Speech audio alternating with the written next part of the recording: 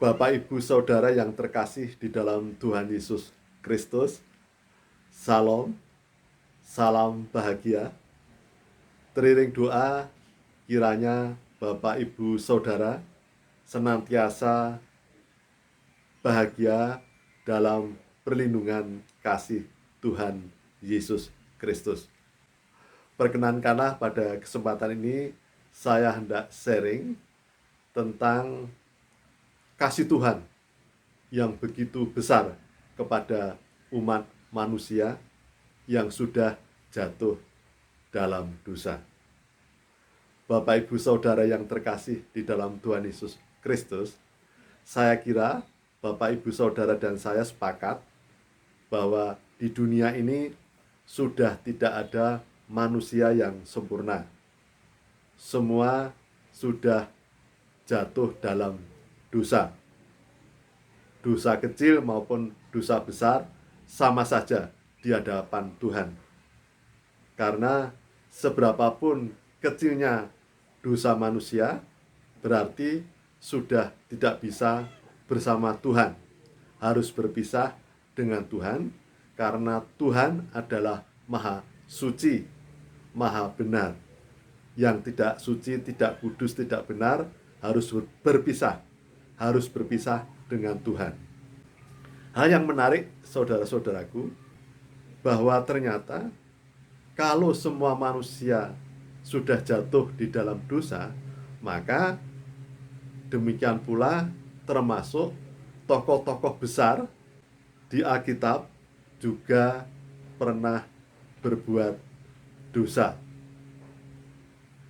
Misalnya Nuh. Nuh adalah tokoh besar di Alkitab, namun pernah mabuk. Yang kedua, Musa.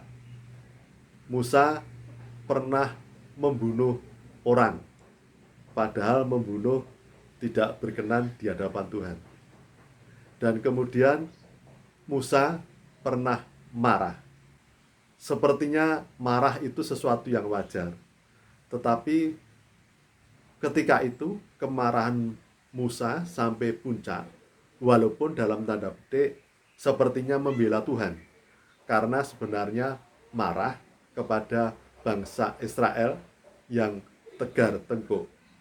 Tetapi kemarahan Musa ketika memukul tongkat agar keluar air, dan itu menjadi tidak berkenan di hadapan Tuhan, karena berarti telah meremehkan Tuhan dengan perbuatan yang tidak kudus. Kemudian Daud, juga tokoh besar di Alkitab. Seperti Nuh maupun Musa, Daud pun pernah jatuh dalam dosa besar, yaitu merancang perbuatan membunuh Uria untuk mendapatkan istrinya Uria, Batseba, dan kemudian berzina. Jadi Daud bersalah dengan dosa atau dua dosa besar, yaitu merancang pembunuhan dan berzina. Dan itu sungguh sangat tidak berkenan di hadirat Tuhan. Tetapi saudara-saudaraku, jika kita memperhatikan Nuh, Musa, dan Daud yang pernah melakukan dosa besar, tetapi ternyata Tuhan tetap berbelas kasih dan memakai Nuh untuk sesuatu hal yang besar untuk menyelamatkan dunia ini. Nuh dipakai Tuhan di saat air bah melanda dunia, dan kemudian keturunan Nuh inilah yang saat ini telah memenuhi dunia ini. Yang kedua, Musa. Musa juga menjadi tokoh besar di dunia ini yang telah membawa bangsa Israel dengan berbagai mujizat dari Tuhan, dan akhirnya bangsa Israel masih eksis, masih hadir ada keberadaannya di dunia ini dan menjadi bangsa pilihan Tuhan. Walaupun kecil namun berkualitas. Daud sedemikian besar dosa-dosanya namun dipakai Tuhan, dan sehingga Tuhan sampai menyatakan bahwa Daud adalah kekasih Tuhan, padahal Daud sudah berbuat dosa.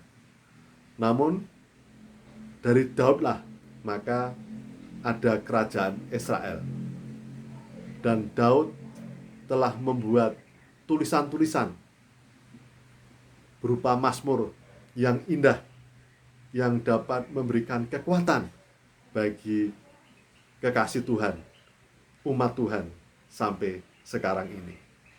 Jadi saudara-saudaraku, maka yang pertama, marilah kita untuk senantiasa merendahkan diri.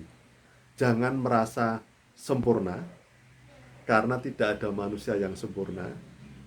Namun kita dapat selalu merendahkan diri, merendahkan hati, bahwa kita semua sudah menjadi manusia yang berdosa, dan kiranya Tuhan berkenan atas pertobatan kita, sehingga kita dipakai Tuhan seperti Tuhan memakai Nuh, memakai Musa dan Daud.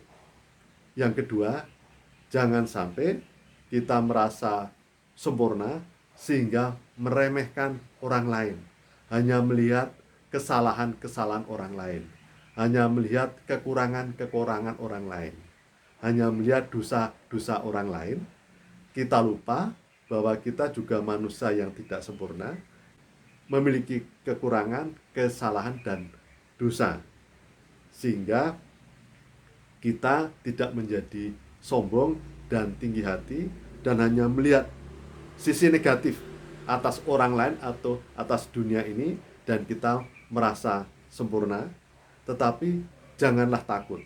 Marilah kita dengan kepercayaan diri karena Tuhan, bukan karena kesempurnaan kita, sehingga kita senantiasa merendahkan diri dalam pertobatan setiap saat, dan kita juga tidak selalu memandang negatif terhadap dunia ini dan terhadap orang lain, agar hati kita tidak menjadi gelisah, menjadi tegang, karena kita tidak terbuka.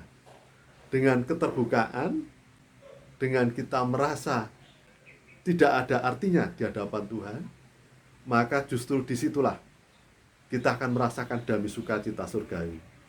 Karena Tuhan berkenan dengan orang yang rendah hati, bukan dengan orang yang sombong dan merasa sempurna dan hanya melihat kekurangan, kelemahan, kesalahan orang lain.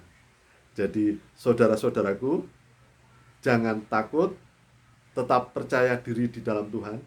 Seberapapun dosa-dosa Anda dan saya, seberapapun kesalahan, kelemahan saudara dan saya, jikalau kita sungguh merendahkan diri di hadapan Tuhan, kita melakukan pengakuan dan pertobatan, maka Tuhan berkenan dan kemudian akan memakai kita untuk menjadi berkat demi kemuliaan nama Tuhan. Tetapi jikalau kita menjadi sombong, tinggi hati, dan tidak membuka hati kita, membuka hati bahwa kita adalah orang yang tidak sempurna, banyak kesalahan dan dosa, maka hati kita akan menjadi gelisah, hati kita tidak damai, hati kita tidak tenang, dan kita justru akan semakin jauh di hadapan Tuhan. Jadi saudara-saudaraku, Tuhan sungguh maha kasih. Tuhan menunggu, bukan menunggu kita sempurna, tapi menunggu kita yang berdosa dan banyak kesalahan dan kelemahan ini datang di hadirat Tuhan dengan kerendahan hati dalam pengakuan dan pertobatan dan memohon belas kasih Tuhan. Demikian yang dapat kami sampaikan. Tuhan memberkati. Salam, salam bahagia.